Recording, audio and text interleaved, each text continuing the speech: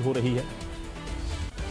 ये तमाम बातें बीजेपी प्रदेश अध्यक्ष डॉक्टर अर्चना गुप्ता की ओर से कही गई हैं। संगठन के विषय को लेकर के बैठकें हुई हैं, इस बात को डॉक्टर अर्चना गुप्ता ने कहा है और बीजेपी युवाओं के साथ है, इस बात को अर्चना गुप्ता ने दोहराया।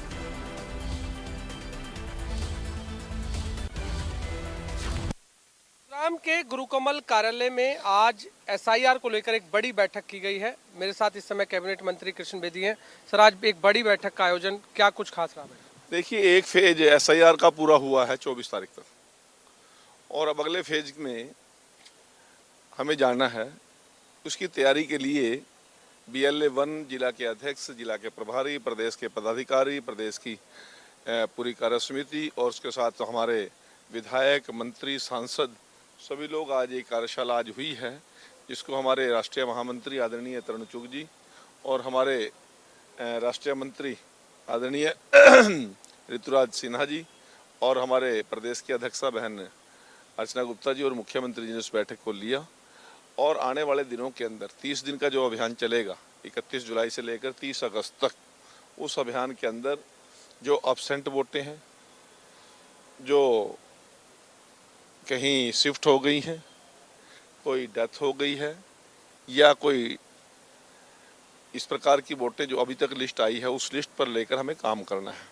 जो अब्सेंट है तो वो किस कारण से अब्सेंट है, यदि कोई शिफ्ट हुआ है तो वो कहाँ शिफ्ट हुआ है। और एक और अनमैप्ड वोटें हैं, कई ऐसी हैं जिनका 2002 की लिस्ट में जिनका नाम नहीं था, उनको 2026 की लिस्ट के साथ जब कंपैरिजन किया तो उनको सवाल किया गया कि आप 2002 में कहाँ थे। तो उन सभी को चेक करके इस एसआईआर पर हमने वोट शुद्धिकरण का काम करना है। उसकी एक बहुत महत्वपूर्ण बैठक आज हमारे केंद्रीय नेतृत्व के दिशा निर्देश पर हुई। और उसके साथ साथ हमारा आने वाले 3-4 दिन के अंदर हमारे BLA 2 का भी प्रशिक्षण होगा विधानसभा वाइज, और उस पर भी हम काम करेंगे। अब फार्म 6, फार्म 7, फार्म 8 के लिए हमने अपने कार्यकर्ताओं को तैयार करना है। आपने कहा शुद्धिकरण का काम अब किया जाएगा। अब तक हरियाणा में ऐसे कितने वोटर हैं जो अभी तक एसआईआर प्रक्रिया से नहीं जुड़े? इसका भी कोई अभी पिछले दिनों एक डाटा आपके पास आया था जो लगभग 30 लाख के आसपास का आंकड़ा था।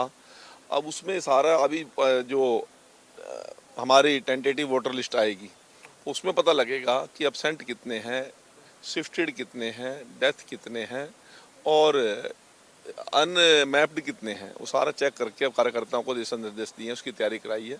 उस पर हमने सभी ने बारीकी से काम करना है। और संत शिरोमणि गुरु रविदास जी महाराज की 650वीं जयंती जो 29 जुलाई से गुरु पूर्णिमा के दिन जो एक भव्य कार्यक्रम वाराणसी में होगा, उसकी जिस प्रकार से कलश यात्राएं पूरे देश के अंदर जाएंगी, हरियाणा भी उसमें एक महत्वपूर्ण भूमिका अदा करेगा। उसकी भी तैयारी की आज हमने बैठक की। तो बड़ा कार्यक्रम संत शिरोमणि लगातार चलने वाला कार्यक्रम है। 20 फरवरी तक लगातार ये कार्यक्रम चलेगा। और संत शिरोमणि रविदास जी महाराज ने जिस प्रकार देश की एकता, अखंडता, समरसता और एक भाई बंधुत्व का जो उस कालखंड के अंदर जो एक प्रयास किया, उसको हमने जन जन तक पहुंचाना है। उनकी शिक्षाओं को, उनके विचार को, उनकी सोच को आम आदमी तक वो चीज़ पहुंचे, इसके ऊपर एक बड़ी योजना हमारी पार्टी ने आज बनाई। एक लास्ट सवाल, हम केंद्रीय कैबिनेट से जुड़ा सवाल है। केंद्रीय कैबिनेट ने आज एक मीटिंग की, उसमें नीट पेपर से जुड़े जितने भी दोषी हैं उनको 10 साल की सज़ा, 10 करोड़ रुपए जुर्माने का प्रावधान की बात हुई है। 27 जुलाई को लोकसभा में वो बिल जो है लाया जाएगा। कैसे देखते हैं इस पूरे बात? देखिए, हमारी सरकार पहले दिन से इस बात के लिए वचनबद्ध है कि हमने जो लोग दोषी हैं उनको किसी भी कीमत पे, देश के प्रधानमंत्री जी ने, देश के शिक्षा मंत्री जी ने, हमारे गृह मंत्री जी ने बार बार इस बात का आह्वान किया है, किसी भी कीमत पर हम उसको बख्शेंगे नहीं। परंतु जिस प्रकार विपक्ष ने एक ऐसा माहौल पैदा करके पूरे देश के अंदर अराजकता का माहौल पैदा करने का प्रयास किया, उसकी एवज में देश के प्रधानमंत्री जी ने रात को कल एक अपनी वीडियो डाली।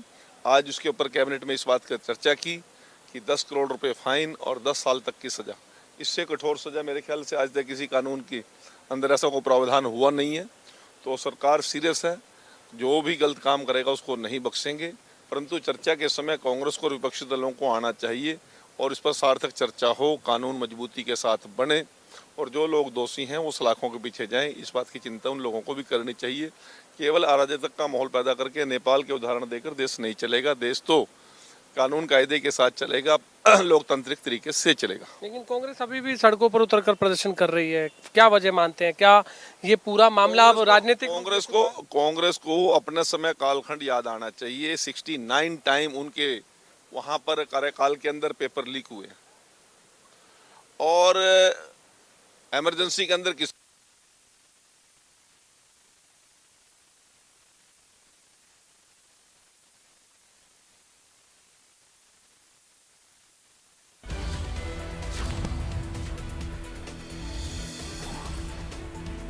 तो कैबिनेट मंत्री कृष्ण बेदी के साथ आप देख रहे थे, बात हमारे सहयोगी कर रहे थे। वोट शुद्धिकरण का काम जारी है, इस बात को कैबिनेट मंत्री कृष्ण बेदी ने कहा है। नीट के दोषियों को बख्शा नहीं जाएगा। नीट को लेकर के कठोर कानून सरकार ले आई है। विपक्ष केवल अराजकता का माहौल पैदा कर रहा है, इस बात को उन्होंने कहा। और विपक्ष को चर्चा करनी चाहिए इस तरह के विषयों पर, लेकिन विपक्ष हंगामा कर रहा है। विपक्ष इस पर चर्चा नहीं करना चाहता है। इसके अलावा SIR का पहला चरण पूरा हो गया है, इस बात को भी कैबिनेट मंत्री कृष्ण बेदी ने कहा है।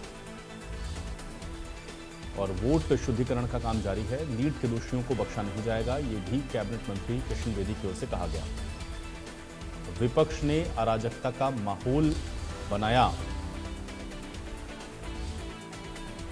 और विपक्ष को चर्चा करनी चाहिए, जबकि विपक्ष अराजकता का माहौल बना रही है, ये बात कैबिनेट मंत्री कृष्ण बेदी की ओर से कही गई। और SIR को लेकर के भी उन्होंने कहा कि SIR का जो पहला चरण है वो अब समाप्त हुआ है।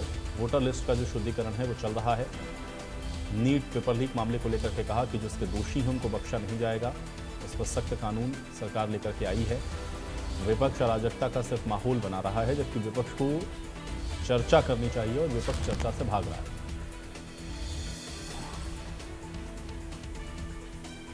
तो केंद्रीय कैबिनेट ने आज एक कानून बनाया है, इस बात को कृष्ण बेदी ने कहा। पेपर लीक के दोषियों को बख्शा नहीं जाएगा, ये भी आज उन्होंने कहा। लेकिन विपक्ष पर निशाना साधा।